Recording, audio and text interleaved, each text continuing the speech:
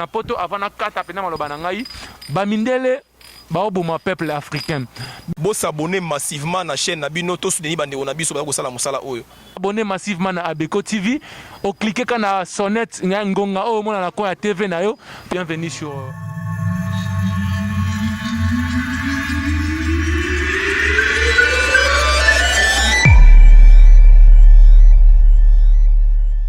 République démocratique du Congo, le pays de son excellence Félix Antoine Tshisekedi Fachi Béton.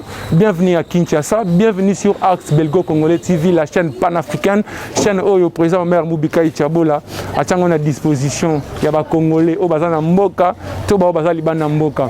Bon, il y a un sentiment de tristesse, pourquoi? Parce que Covid-19 est au Mataka, c'est au Mataka, comme la 704 cas, on ne sait pas quoi faire. Docteur Mouye Mbenzambe a fait sa intelligence, fait sagesse, n'est longa Ebola, on met un peu kolonga sous Covid-19. Lelo, on a dans la commune à Mongafula, là où je suis à Mongafula. À Mongafula, pourquoi? Parce que c'est l'une des communes qui est frappée par le manque d'eau. Dans Mongafula, Ngaba et Makala sont des communes les plus touchées à Kinshasa par le manque d'eau. Et les habitants de ces communes que j'ai citées prennent le risque de sortir à 2h du matin, 3h du matin à la recherche de l'eau. Quel est le rôle de la régie des eaux dans notre pays? Quel est le rôle de la régie des eaux à Kinshasa? Quel est le rôle de la SNEL ici à Kinshasa? Et quel est le rôle de toutes ces institutions-là? Il n'y a pas de courant, il n'y a pas de l'eau. Or que le président de la République avait dit la gratuité de l'eau pendant ces périodes de confinement, la gratuité de l'électricité pendant ces périodes de confinement, mais les Kinois n'en profitent à rien. Il y a ceux-là qui manquaient de l'eau avant que le confinement ait là. Il y a ceux-là qui manquaient du courant 5 ans avant. Maintenant, c'est pour cela on a un monsieur qui aime le Congo, un monsieur qui aime Kinshasa, un monsieur qui aime les Congolais, monsieur Omer Moubikaï Tchabola, la diaspora valable.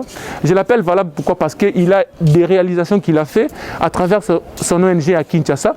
On ne fait pas les dialogues comme le langage qui nous le dit, mais on parle des choses réelles avec des images à l'appui. Si vous allez en Banzalemba, les empreintes sont là.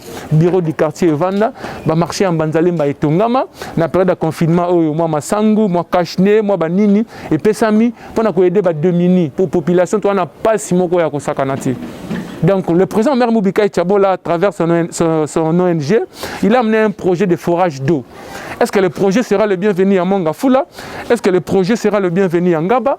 Est-ce que le projet sera le bienvenu à Makala? C'est pour cela, moi, les journalistes du peuple, à travers notre caméra, aidé par l'ingénieur Oredi, ingénieur Oasala Makambousso, un peu propre, Tokita qui a Mongafula, tous ont l'impression qu'il y a bateau avant dans Mongafula, bon, on a pompe dont les gens souffrent. On va écouter ce que les gens de Mongafula vont nous dire, et puis on va aller à Ngaba, et puis on va aller à Makala. Makala peut mettre place Benago, Maï Penamo Boulou. Par manque d'eau. Donc merci beaucoup. Nous sommes à Mongafula, tout se retrouver après dans ma commune. Décor un peu différent, parce que on a Kinshasa Mikolo, port ya kashne est obligatoire. Donc là tu casque te okutana ba police général Kasongo donc mukama tena ba police na ndemo sakanate au futi amende ya 5000 francs. Quand on a na introduction na biso mai ndezo pesa piso pasi. Awa tozana na commune ya Mongafula, quand on est na bisaki bino commune ya Mongafula. Quand on a Kibino, donc on a problème yama. Tu vas quitter au Kitangaba, tu vas quitter Makala, mais tu vas aller à Mongafula. Tu vas à Mongafula pourquoi? Parce que problème yama est des eaux de ranger. Tu vas avoir un risque, il y a Kobima na 2h, 3h, 4h, 5h du matin pour nous le kamai. Tu vas avoir un jeune courageux, à tout kamai nae. Interpeller biso mwamuke to télévision caméra na biso etambola revendre to benga na biroté so de na rotambola pour nous information coller parce que nous vous informer c'est notre devoir à nous, on a un devoir de vous informer donc vous en avez droit ya ko na information o biso to mela rabino les a devoir na biso ko informer bino donc bon ndika kana na baki avant na pesa parole na Jean Courageux to kuta naye Covid-19 est la réalité. Bandeko o baba ke malade des athées en tout cas bo milengele na quelque soit mboka o se retrouver respecter ba mesures préventives o ba konzi mboka wana ba lobby la ta cache na ba place publique respecter ba mesures d'hygiène makamutu o ba lobby respecter ya ngopo vie zarane échantillon te vie zarana photocopiteur toute vie est vie c'est que tu veux la vie ce qu'aujourd'hui vie non sérieux en tout cas to le là Ok, vraiment. Merci beaucoup na personnel médical nous surtout oyo bazo bunda nuit et jour pour trouver solution na pandémie oyo frapper monde mobima nzambe aza na bino a inspiré bino bolonga pandémie ndeko mbote ndeko nanga mbote to moni na bidon boye oto somba carburant te na ocho lukandika mai problème à mai yango wana ezotungisa bato nyonso mai lisolo ndeni régie de zoko to ya raté te régie de ça la te to moto ka ku mai na se mai ezo ya u retard mai ya ba 0 ba 1 heure to nika ka bilamba ba mama balamba ka soto sa ndengeni ba 0 heure 1 heure wana bozana ba police ba kengela rabino bokene kotoka ba mai to bokene rabino mo na kitetika est-ce que police ko uta na société ya kengela mututi a wala ndaka mutazwa ka mai esimba te tozalaka biso moto ketina se kuna bakuluna wana na bakuluna wana to yaka boefo bachela bibalukela biso moyen bachela biso ta mai tozalaka nango na tana mapangu projet ya forage ya mai président au maire Mubikai Chabola abi alinga me ma projet wana na monga fula bachela bino mai pena ya forage mai ya nzambe o esila raté o lebini na président au maire na sepen la président au maire aya chela biso mai et à forage wana et ça la paix biso bien peuple paix au sepelane paix au pouyer au tché paix liboso vraiment merci beaucoup merci frère dit profiter peut-être à maman na mon André maman ba vandi fatigué on dirait pas to ka ba mai trop bonjour maman bonjour mwana ngai maman mai problème mai mai awa ezali passe eloko ezotungisa biso mai to bando kende kotoka mai tam suba 1 heure 2 heures okomona butu tango susu bozo kende boyo be scandale bakuluna bazoleka bazokutana tango susu bozo kima bango ce n'est pas bien ko bomeleki mingi tala kaka mais mai eza passe en tout cas tozo ko mitungisa po to bengi policier akoya na yete ako surveiller ngai bongo batu mususu ko surveiller bango te bon gratuitement mai oyo président lobaki pendant confinement mai na coureza la ofele pendant des mois c'est que bino a bo profiter na ngote to profiter te mai ezali passe courant pe eza passe bako tinda courant net ba minute te ekatani moi to landa ba information ezate même bana ndenge bolobaki ko balanda ba cours na télévision moi balanda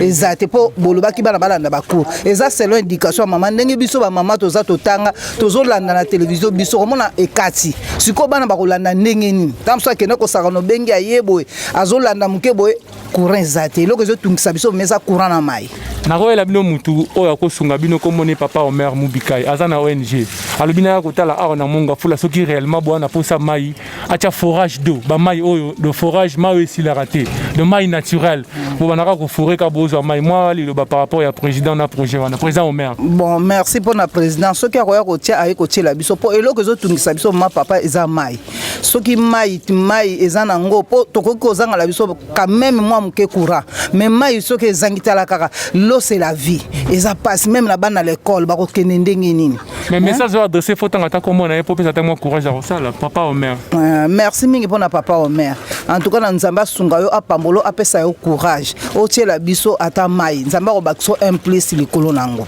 vraiment merci beaucoup de battre comment c'est la rambula né likolo indi bosso mbule beti en tout cas c'est une bonne affaire pour na mai en tout cas tu vas continuer balade na biso on cherche le moyen totambola bitambola tambola mais avec utilité tozo lukande batu balo baba adhérer na projet à forage de peau et se réaliser parce qu'avec le président au maire ce n'est pas la parole mais c'est les réalisations comme il a fait à Mbanzalemba comme il a fait à Lemba comme il le fait déjà nenga sala pe à continuer comme ça là il va réaliser ses projets moi je crois en lui parce que c'est un homme de parole donc comme ça on se retrouve après biso atoza na monga fula to na passe ya mai to sepane président na biso maire so atie biso mai to sepia makasi mai to zelaka so mbula se beti nde to zui mai sambula to zo mai te asa so makasi to ngana o sepana président na papa au maire ayo tia biso ba mai na monga fula na sepia makasi na sepela makasi na suika wana vraiment maman asukisi maloba ya bana monga fula basengi na président au maire awa na monga fula bomoni ba pompe eza okauka baza na posa mai to qu'est-ce ko ngaba to ka bana ngaba ba kolobani na président au maire par rapport ya mai un jeune courageux, un joueur, un Diogo. Donc, futur Matampi, futur Ter Stegen. Andimia Mbabiso chez Bango, Penata pompe yango. À la pompe, papa, combien de mois bima arrêté? Bon, tout ça, il y a 6 mois. 6 mois, penda plein, mai bima arrêté. Mai comment bima ba 3 heures. Au moins, on a fait 3 heures, comment ya malunga te. Mai moi ya litanga. Moi, écoute, ya lobate. Na gratuitement, on va payer ça biso ya 2 mois. Tout ça, la biso en côté. Ah, nanga, beaucoup out entraînement, ta biso ça l'entraînement na bazelu. Beaucoup out entraînement na GD, beaucoup out entraînement na mefe, o ya na palin boy. Mai exact, comme obligé, au lunga ah, beaucoup tout comme mai M souti. musika ah pe tozalaka na baforage te tokoma vivre lwa na Tchad mais to ana ngaba malgré tout Tchad pe ezalaka Congo to fini bango te mais tolobi ka po bapasi ya mai ezalaka kuna Maire, moi message pour naïe. pour le président mais message ezalaka aya osunga biso na ngaba to ana posa mai so atie baforage ah nde toyoka ke ana projet ya ONG otia baforage soki aye pe na ngaba atie biso ata forage na 5 avenue 3 avenue et esala biso mwa bien ya mutu ya nde tozala nango mai l'eau c'est la vie.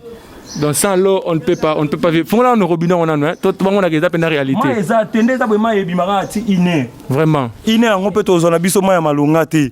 Au moins botoki ka de bidon on met là, otoki ma cantine moi osuko le sili. Tande ti total. Ndego ya otoka mai so que total, ya otoka mai. Ta mai to suke la. Ndego asuko la catch mais mai zo bimate. Suffisant. Pour moi non c'est une réalité, on ne blague pas quoi. C'est pas une réalité. Papa mai bimara c'est pas ba limbe bimara te ta. Non, mai bimara pratika ba ine 2 heures nde to Hollanda mai bimara suite mais to futa fartira mai. Bon mboka ngoto tambula to tamoni alobaki ki ba futa mai te mais to futa fartira mai. Et pourtant ce n'est até. Atira biso to vanda ka vanda dollar comme na 190. Au juste to bikande ni mbongo banda ko ba to vandela. Ba tu ba futa ndako $50 mso futa ba 200. Na mama o ba travailler te ba futa ndenge nini. Lomo awsa les até atika biso akanyi université akanyi ba école. Au juste to bikande ni boto ko bikate akota kikuluna na katamboka o. Vraiment si ko pona projet ya mai nazana mutu comme on est président au maire alinga na projet ya mai forage d'eau à Nangaba est-ce que ça le bienvenu? Non ça nango le bien tokolobaki akoki ko ya nango tokozela aya soki to monde to ko sepela mais pona résidus des eaux to bosana na biso déjà mai a résidus des eaux so il forage to ko sepela nango po esunga biso na mboka o. Merci beaucoup. Dans la régie des eaux Ngaba on a déjà oublié ah toi pas kala to kanenge makala ba olela po na mai. Dans la commune de Makala, comme je vous avais promis, nous sommes entrés dans une parcelle où on a vu un bon samaritain, un papa qui a un gouvernement, a sala libulu ya mai. Ça montre, ça prouve combien de fois que batu ya Makala bazan a poussé mai pena. A sala libulu ya mai au cas où mai ya régie des eaux, na habité régie des eaux ba fantôme, tout bat bazan vivant, ce qui mai est papa asunga batuba ya toka ba mai sans qu'il a bénéficié à moi aide humanitaire quand on boye. Donc le papa est ici avec moi, je ne sais pas s'il aura un mot à dire d'abord par rapport à geste oh ça là. Vous allez le battre papa. Le papa n'est pas vraiment habitué avec les caméras. Présent au maire Mubikai Chabola. Voici le papa. Patarosunga bango yo.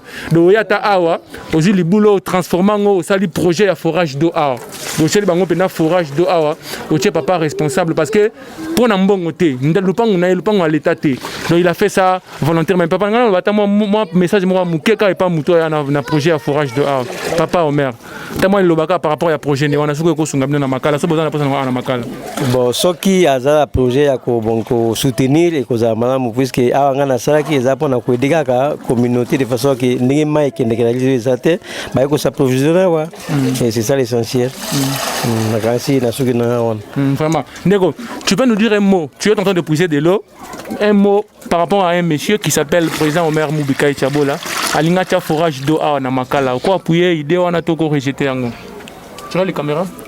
D'après moi, j'appuie, c'est une bonne idée. J'apprécie de mettre une forage ici pour nous aider à poser de l'eau, vu que ici l'eau est vraiment délicate. Donc ici vraiment l'eau, je ne sais pas si ça je seulement le parcelle du responsable de la régie des eaux, comment par rapport aux autres parcelles qui sont ici, l'eau n'est pas vraiment puisable. Donc parfois ça jaillit que la nuit, 0 heure, 1 heure, et durant la journée c'est négatif. Et à cette heure-là, vous êtes en sécurité? Négatif. Avec notre commune ici, wow. Pas de sécurité. Donc vous risquez pleinement. Ouais, et surtout pour ceux qui n'ont pas de robinet dans leur parcelle, c'est vraiment difficile à puiser de l'eau dehors. Vu qu'à cette heure tardive là, il y a trop de colonna, il y a trop de banditisme, c'est difficile à puiser. Un message particulier au président au maire, même si vous pouvez citer son nom par courtoisie, président au maire Mubikai Chabola pour le projet de forage. Ce que je peux lui demander, c'est qu'il remet les courants d'eau dans nos quartiers ici, que ça puisse jaillir comme c'était avant, parce que Makala ne veut plus les mêmes sans l'eau. Vraiment, à Makala, la gratuité de l'eau et de l'électricité, c'est un slogan. Le président maire Mubikai Chabola, il y a des mamans, des enfants ici qui ont besoin de ces projets-là. Au forage d'eau à Makala, en tout cas. Moi, j'apprécie les gestes de Papa Yaboye. J'aimerais encore que le président, avec le projet de forage d'eau en réalisation. On a eu un peu Bouki Awa, Tozo Tonga, pour mon colomusu, papa Moninga Nanzela, na Betoli Sola, président Omer Moubika et Tchabola. Ah, hésité, voilà. On continue notre balade, totalement peut-être na balabala, voir ce que les gens vont penser par rapport à projet. Ça va, c'est pourquoi nous bas?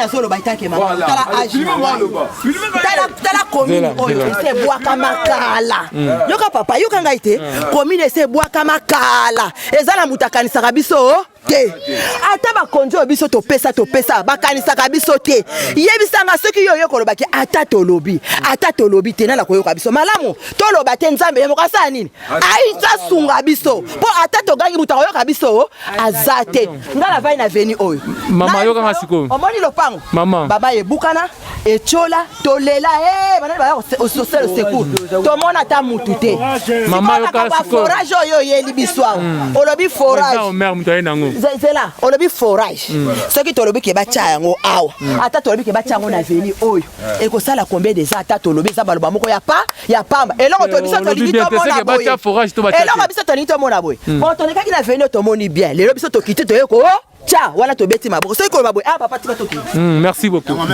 Vous avez compris comment la maman a dit vous avez compris comment la maman a dit. Présent au maire maman le biboye. Bah on a posé la concrétisation. Bah on a posé la promesse.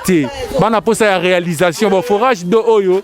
Au lingo tcha la bandination côté. Et la slogan, et la réalité. Dans le même ordre d'idée, nous on a rappelé à mon frère. Bonjour. Bonjour papa. Ah Maï. Bon. Et la forêt pompe. Ah non, bah moi ils ont mais normalement moi réside des eaux et bimarate. Donc et bimarate ça la rappelle écouter mais ba facture to futaka. Loko la bazu idée. Président Omer Moubika. Président Omer, l'aura zu idée wana ya kotia ba forage d'eau et c'est que ndenge mer ra toloba. Toloba te mais tout le monde on a mis ça là parce que toloba trop tout le monde a rien. To ba vena biso ba honorable makasi bazape na makala awa. Mais ba sala rien. Forage d'eau na mona ngona ba komina ba tumusuna ke na même si na ba kaluka ba kota sekuna na mona et daka mingi surtout maman et ça peut bien koto ba koto amonga fula na mona ngo et ça bien pena pona surtout biso bata koto ba pompe ça mais ba pompe bi marate régi de ça là sur le côté forage de la soto jongo koto to chango et ça la bien et ça na bien que ya kolobande na maloba mais ça bien surtout moni ekoti mais sur ekoti te moi te que pesa biso ko passer pour le loto c'est l'émission et l'équipe doit rotala to déclarer mais ce que sur ekoti te ce qui ekoti te est-ce que bino ba journaliste bo tchep jusqu'au bande on a biso ba na poto bande ko ba bonga na vie bochaka biso ba journaliste na ba problème te quand vous promettez quelque chose il faut beau réaliser ça. Alors le président Omer Moubika Tchabola o ngala kiteli a na makala les commune o ngape na kolela na beta ba tout a na makala bande ko ya makala ba lingi babi Ahmed to lingi concrétisation parce que je suis connu à makala je suis connu on me voit président Omer Moubika Tchabola ba lingi concrétisation ba forage d'eau et sunga ba tout tellement trop que courant na ma yeza slogan c'est pas une réalité. Les gens souffrent dans ces communes Ngaba et Makala. Il y a les gens qui se réveillent à 2h du matin pour aller chercher de l'eau avec de risques. Ils rentrent comme ça, ils doivent laver les habits, les assiettes, ils doivent aller au boulot. En tout cas, bon, mais dernière parole par rapport à l'idée qu'il y a forage d'eau comme ça. Bon, souci dans la pénétration qui normalement ils ont qui bas ça la ngonde, ko sala ne musala, ya ngonde ça bien. Non qui a kolobaka, ayo klepso na ma wana place auto za, place au chango zebele, ba pango ba ko poser peut-être que bo chango le pango ezali, ezali surtout kati na ngambo surtout na bangambo wana nde pena espace ezali toko chango et ko des populations na biso côté donc mon anga suka yango wana. Merci beaucoup. OK. Nous tendons pas vers la fin mais nous sommes arrivés presque à la fin de notre émission d'aujourd'hui. Namoni champion Zawana to solo là. Donc nous sommes arrivés à la fin de notre entretien d'aujourd'hui. Nous étions à Mongafula. On a commencé à Mongafula. Nous sommes descendus à Ngaba et maintenant là nous sommes à Makala. Ça c'est la rivière Kalam. On a compris que Kalam on a qui est là partout. Ceux qui sont allés Makala, Mongafula, Kalam partout. Rivière Kalam. Faut bateau baïbi qui débat expliquer pourquoi rivière Kalam vous allez là partout. Donc comme il a souka il y a émission le président Omer Moubika Tchabola, les diaspora valable au sala et belé. Talangambu mususu yango na pesi yo de bateau tout balobi na tie bango na disposition na yo forage d'eau baza na posa nango monga fula balobi oyoki baza na posa ya forage d'eau ngamba balobi oyoki baza na posa ya forage d'eau makala kutu bazozela forage d'eau. Dans le forage d'eau wana, je sais que mon président ne déçoit pas, je sais que le président ngai na chaka à l'épreuve père Elisaka. Aza le seul mutu o na zana simbi micro na caméra na belelié 48 heures après à Kokisi Maloba. Merci na ingénieur Oredi na caméra.